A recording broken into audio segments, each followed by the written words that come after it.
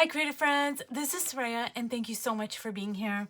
So I am going to be working in Connie Solera's Painting the Feminine art journal, and I just have to say that since I worked on the cover, I am so absolutely loving it. Like, I loved it when I did it, but every time I look at it, I just love it more and more and more. I think it's the perfect balance of Connie's work with my work. Like, sometimes I think maybe there's a little bit too much of Connie's, but my spirit and my soul and my visual language is totally apparent in this spread. Like, even if I did leave a bit too much of Connie's stuff, like, I still feel like my voice is pretty strong. So I just absolutely love this cover. But anyways, I wanted to work in this book because I am experiencing just a little bit of a creative lull, and I don't know how to explain it, but it's not like what I experienced a couple of years ago. It's not like that at all. It's just more of a kind of, I don't even know how to put words to it really. Like, I am really interested in certain things. Like, I want to work in my Healing Ancestral Trauma art journal all the time. Like, I'm kind of obsessed, you guys. But then when it comes to working on other things, which is part of my work habits, like I do go from thing to thing. Like, that's how I normally work, and I love doing that for so many reasons. But for some reason right now, I'm like fixated on that one journal. So I thought I would work in this book to kind of get my creative juices flowing.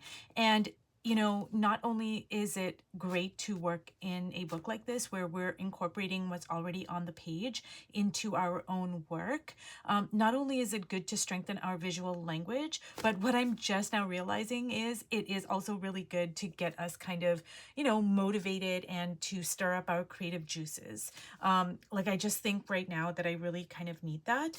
So I'm gonna work on this spread over here.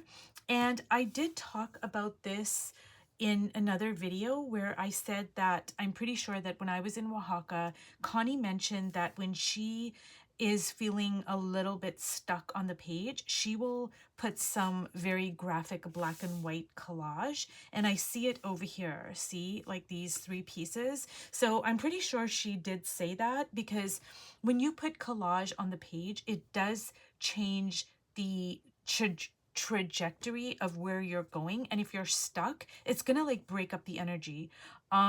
So, and black and white is just really, it's just so graphic, you know, it's, there's no way it's not going to kind of shake things up a bit.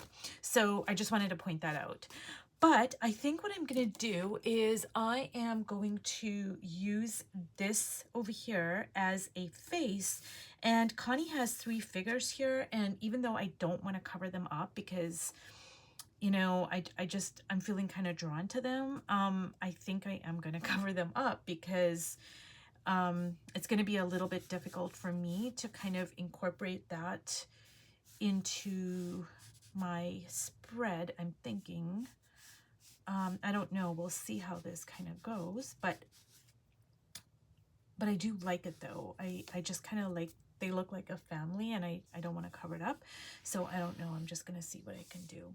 But I think I am going to use my black and white collage, like this collage over here, because this collage is a little bit too big for me. Like the scale, it's like very, very big, and kind of like, because it's black and white, it's got such a punch to it. So I think I'm gonna use my own black and white collage. Now over here, I don't know if I want to turn that into a lady or if I want to like turn that into a sun.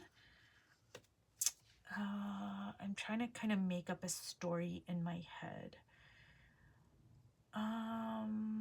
Actually, I think I'm gonna turn this into a lady here. And then I think I'm gonna make a moon over here, just to kind of keep the like balance of three. See, now the other thing I want to point out is that, you know, before I start covering up the spread, I just want to point out that, say Connie, okay, she has these 3 figures here. Now, I turned this into a lady's face, but, you know, this was kind of abstracted. And there's so much like empty space. I mean, she's got stuff going on, but there's no figures or like a sun or anything to ground it. And I don't know how she does that. I really don't, you guys. Like, I'm trying to figure it out. I don't know how she does that. Like, I think if I had to do that, it would just turn into a big mess. You know, like, I need something to kind of like, kind of ground me, I guess, you know? So I think I'm gonna make like a moon shape here. Okay.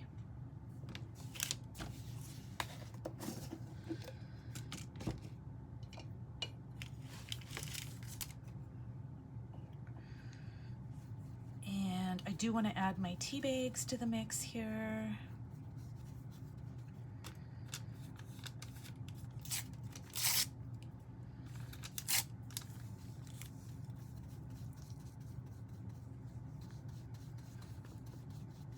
And I'm trying to work fast, you guys, because I don't want to think too much. Like, I just want to kind of work more kind of intuitively, you know, and just see what happens. I find that when I do that, I tend to just be a little more like bolder, I guess, like make more bold choices rather than overthink things. Now, I know that I want this tea bag here.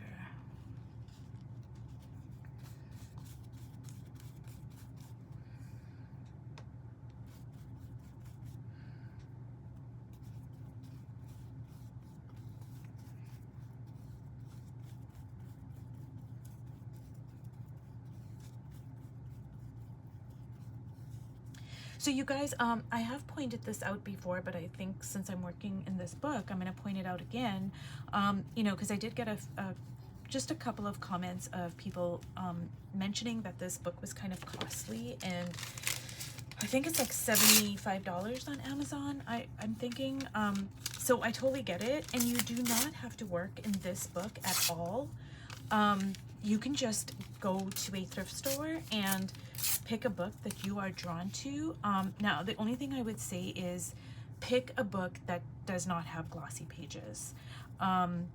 Because if it has glossy pages, you are going to have to sand it, and I don't really know how that would work, because like, it's not something I would consider doing.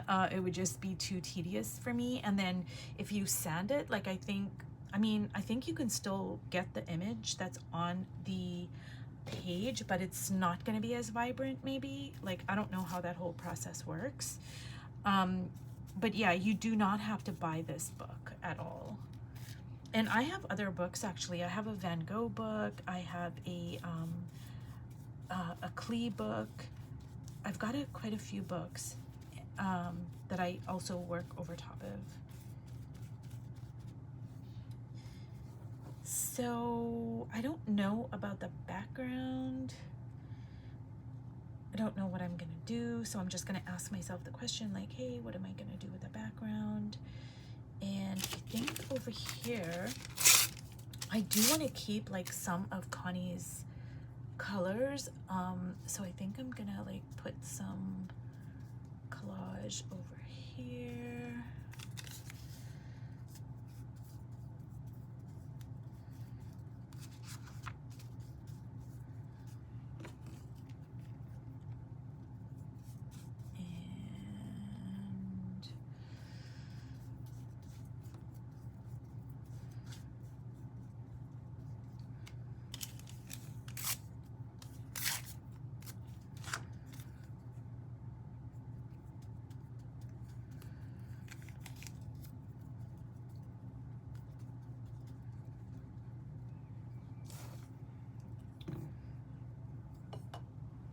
So you guys, a little bit of this paper goes a long way because it is so graphic. So I don't want it to overwhelm the page. So I'm just gonna cut out a small piece here. And that's what I mean about, say, you know, the black and white and the scale, because it's such a large pattern. It does seem to be kind of dominating the page for me, like to figure out how to kind of use it. So I'm gonna go with this smaller piece over here, and again, I'm just gonna kind of work more intuitively about where it should go. So I think that would be really good for the hair. But see, when Connie does it, she doesn't like, you know, that's just kind of there. Like, it's not like a thing. So I'm kind of paying attention to all these ways that Connie is working, and it's really interesting to me. Like, you know, like how she does that, whereas I always think, oh, it could be part of the hair, it could be this, it could be that. It doesn't seem like she's doing that, which is like just really interesting to me. But I think I'm gonna put this part over here, and then I'm like figuring out, you know, I think I'm probably gonna end up covering these 3 figures up, just because it's gonna be a bit distracting, maybe, I don't know.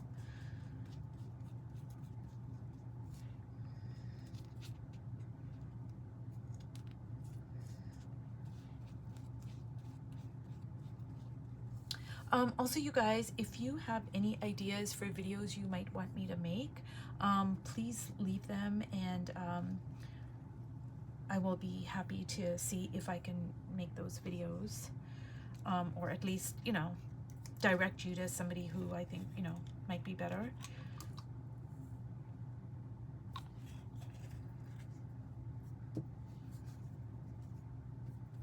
So I'm just laying this ink down here. Ooh, I love this ink over the tea bags. And on the neck here. And I don't want to cover up too much of Connie's work.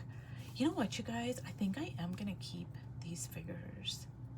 I don't know. I'm kind of thinking I might keep it. It kind of reminds me of I worked over a Clee children's book, and there was like a little owl, and I covered it up, and then I was like obsessing about it forever, and I had to get out my X-Acto knife and then cut out what I had put on top of the owl, and I made like a little window, I think, and I let the owl show through. So that's kind of reminding me of the same, like I don't know if I can keep it and make it work, but I'm kind of leaning that way. Yeah, I'm thinking maybe I am gonna keep that after all.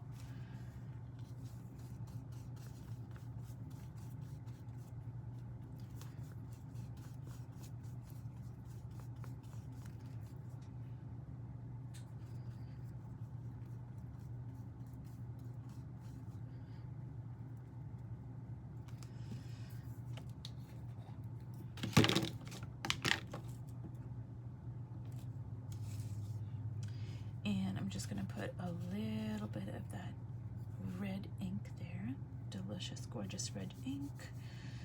And okay, you guys, I am gonna let this dry, and this is going to be part 1, and then I will come back and work on it some more.